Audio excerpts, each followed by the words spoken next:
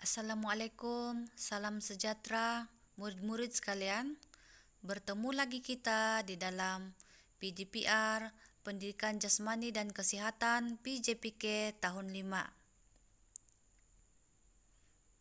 Pada hari ini, kita masih belajar unit 1, jadi yang terbaik, namun hari ini kita fokus kepada melombol halangan.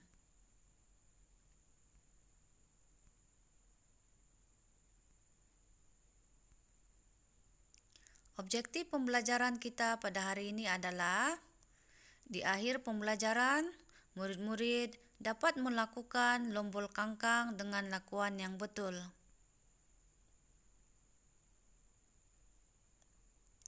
Untuk maklumat yang lebih terperinci, murid-murid juga boleh merujuk buku teks PJPK tahun 5 halaman 5.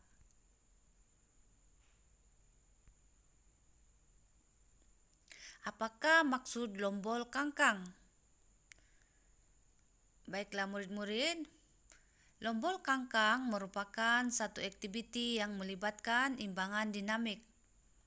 Aksi ini memerlukan seseorang mengaplikasikan daya yang sesuai bagi menghasilkan lompatan yang baik.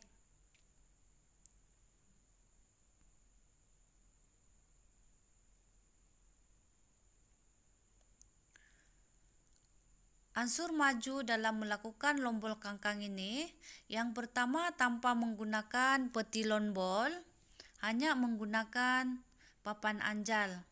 Tapi murid-murid boleh menggunakan apa-apa pun bahan yang terdapat di rumah seperti bantal cushion ataupun sebagainya. Baiklah, ansur maju yang pertama adalah berdiri dalam keadaan sedia. Seterusnya yang kedua,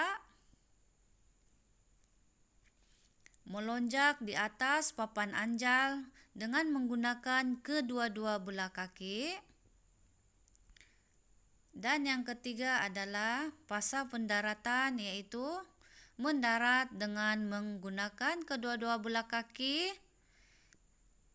Kemudian berdiri secara perlahan-lahan sambil mendepangkan tangan untuk mendapatkan keseimbangan.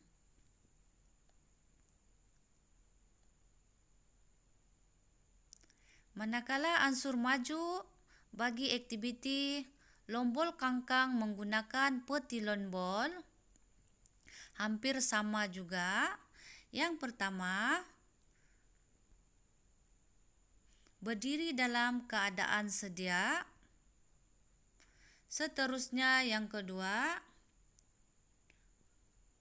melonjak menggunakan kedua-dua belah kaki di atas papan anjal supaya daya lonjakan yang dihasilkan seimbang.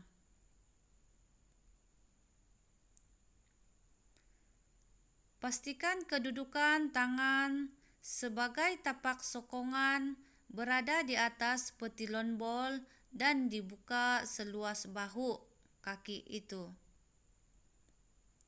Dan yang ketiga, pada fasa pendaratan, mendarat dengan menggunakan kedua-dua belah kaki. Berdiri secara perlahan-lahan sambil mendepangkan tangan untuk mengekalkan keseimbangan. Okey murid-murid, boleh faham bagaimana melakukan lombol setakat ini? Sekiranya tidak ada peralatan khusus seperti papan anjal dan juga bangku lombol, murid-murid boleh guna apapun bahan yang ada di rumah.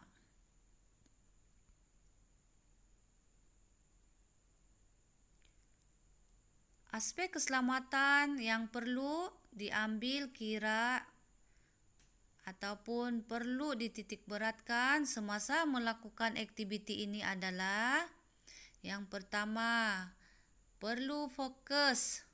Jangan bermain ataupun bergurau semasa melakukan aktiviti ini. Yang kedua, perlulah dipantau oleh orang dewasa. Ini bagi mengelakkan sebarang kecederaan ataupun perkara yang tidak diingini berlaku.